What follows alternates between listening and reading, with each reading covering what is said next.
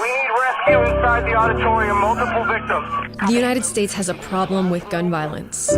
We hold the victims in our hearts. Perhaps we may never fully understand it. A man with a semi-automatic weapon. We talk about it after mass shootings, but it's much larger and more complicated than those debates allow.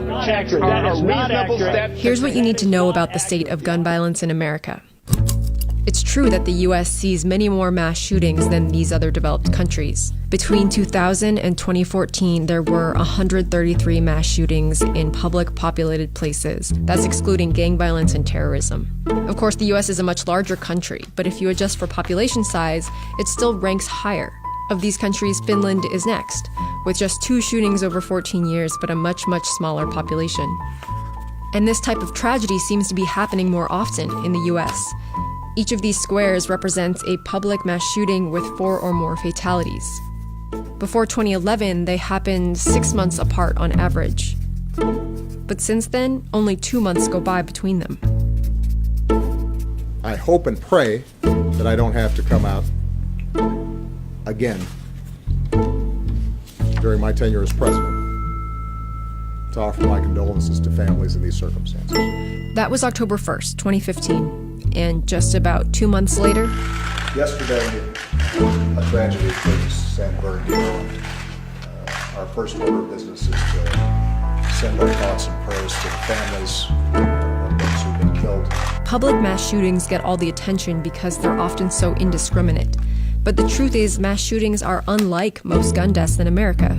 Here's how it breaks down. According to the most recent data, 92 people are killed with guns every day on average. About 30 of those are homicides, of which maybe 1.5 at most can be considered part of mass shootings. Most of those killed, 58 people a day, are suicides. The rest are accidental shootings, police actions, and undetermined incidents. Those suicides, they show up in international comparisons too. These are the 10 countries ranked highest on human development by the UN. The US has the highest suicide rate among them, and this darker bar shows how many of those are with guns. Some people think suicide isn't really relevant to the gun issue. But to go and think that some type of gun control regulations that are being talked about are going to stop somebody from committing suicide when there's so many other ways for people to commit suicide. But the methods that people use are important because suicide attempts often stem from temporary crises. The vast majority of people who survive suicide attempts don't end up dying from suicide, but guns make it nearly impossible to get that second chance. The victims of gun suicides are overwhelmingly men and mostly white. And the rate of gun suicides has been increasing in the US. At the same time, the rate of gun homicides has been decreasing, especially since the 90s when crime rates in general were higher. But if you compare the US to other developed countries, it doesn't look like good news. These are homicides adjusted for population size. The US would probably have a higher homicide rate even without guns, but you can see how gun violence pushes that rate far beyond the other countries here. The victims of these shootings, they're not the ones you often see on the national news. They're disproportionately young black men. You guys can leave here and go on with your lives, but we gotta go home to empty rooms because our children's lives were taken away by people who should not have had guns anyway. One possible explanation is that the US simply has more crime than those other countries.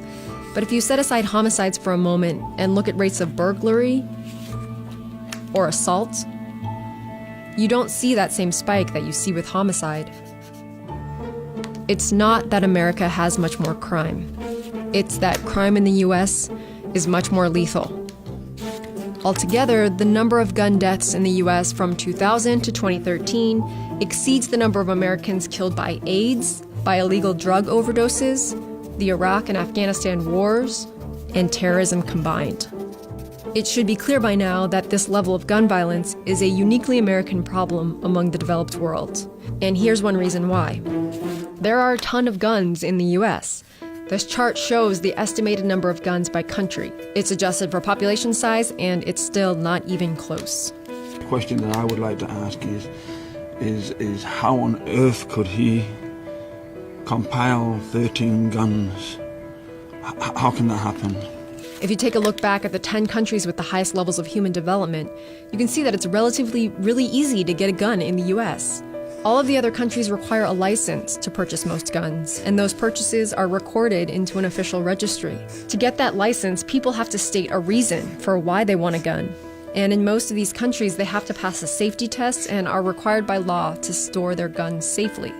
In part because of its lax laws, there are well over 300 million guns in the US, and counting. This chart doesn't reflect private sales, but it shows the number of background checks, which all federally licensed dealers have to run. It suggests that the demand for guns has been increasing steeply since Barack Obama took office. So we've looked at gun deaths and at gun ownership. This chart puts them together. It shows that among highly developed countries, the more guns in a country, the more gun deaths. You can see that countries like Switzerland, which have relatively more guns than a country like the Netherlands, also have a higher gun death rate. And here's the US. Likewise, US states with more guns have more gun homicides. There are outliers like Idaho, which has higher rates of gun ownership but low rates of gun murders. But overall, there's a correlation between gun ownership and homicide rates. And that relationship has held up in studies that control for things like poverty, unemployment, and crime. The correlation between gun ownership and gun deaths is even stronger for suicides. It makes sense. Depression with a gun is more dangerous than depression without one. Likewise, fights, domestic disputes, road rage, drunkenness, all much more dangerous with a gun than without. That said, you might need different policies to keep guns away from potential mass shooters than you would to keep them out of inner city gangs or out of the hands of someone who might hurt themselves. America doesn't have a gun problem. It has several of them.